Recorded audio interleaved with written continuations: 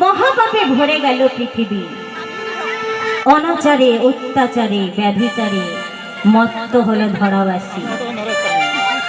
জিহুদি শাস্ত্রে মসীহ আগমনের কথা বর্ণিত ছিল, তাই সমস্ত জিহুদিরা কি করত? তারা মনে করত যে সেই মসীহ কারো না কারো গৃহে কোন কুমারীর গর্ভে তিনি জন্ম নেবেন। তাই সমস্ত জিহুদি কুমারীরা কি করতে?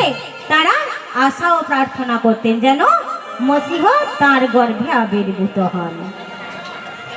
তাই সমস্ত জিহুদি কুমারীরা যখন আশা প্রার্থনা করতেন যে আমাদের গর্ভেই যেন সেই মসীহর আগমন হয়, কারণ মসীহ আগমনের কথা যখন বর্ণিত আছে তাহলে একদিন না একদিন সেই ঘটনা ঘটবে। তাহলে সবাই প্রার্থনা করছে যে আমার গর্ভে আসুক, এ ভাবছে আমার গর্ভে আসুক, কারণ মসীহর জননী হওয়া কিন্তু অত সোজা নয়, তাই তো? তাহলে আর এদিকে সাধুগণ আর ভক্তগণ কেঁদে কেঁদে সেই ঈশ্বরের কাছে প্রার্থনা করছে যে ওগো পিতা, হে প্রভু, তুমি রক্ষা করো তোমার এই পুণ্যভূমিকে। তাহলে পুণ্যভূমি যে পাপে পরিপূর্ণ হয়ে গেছে, পুণ্যভূমি আজকে রসাতলে চলে গেছে, তাই সাধুগণ ভক্তগণ ঈশ্বরের কাছে প্রার্থনা করছে যে প্রভু, তুমিই পারো একমাত্র আমাদের এই পুণ্যভূমিকে রক্ষা করতে। তাহলে ভক্তগণের আশা পূর্ণ হলো কি? ভক্তগণের আশা কি পূর্ণ হলো? বলছে কি পুরানো হলো রে,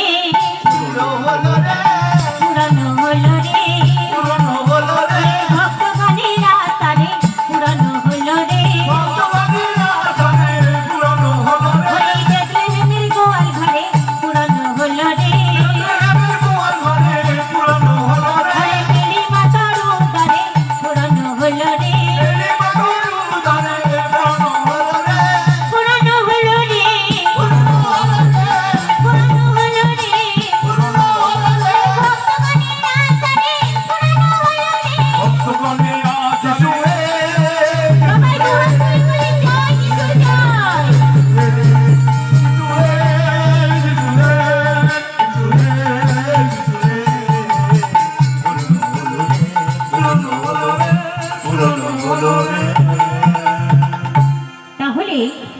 ভক্তগণের আশা কি পূর্ণ হয়েছে গো মা?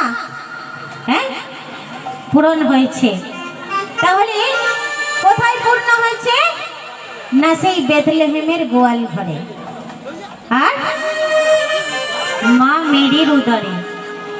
মা মেরির উদরে সেই বেথলেহেমের গোয়াল ঘরে নাকি ভক্তগণের আশা পূর্ণ হয়েছে। তাহলে কেমন ভাবে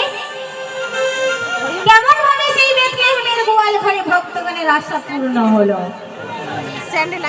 আর এই মা মেরি ইনি কে? আমরা জানি মা মেরি কে ছিলেন?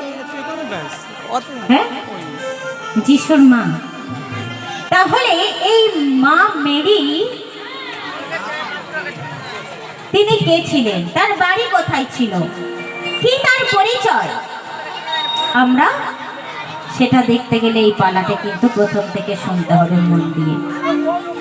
তাহলে এই মা মেরি কে ছিলেন? আমরা দেখি যে ওই নাজারত নামে নগর ছিল গালিলে,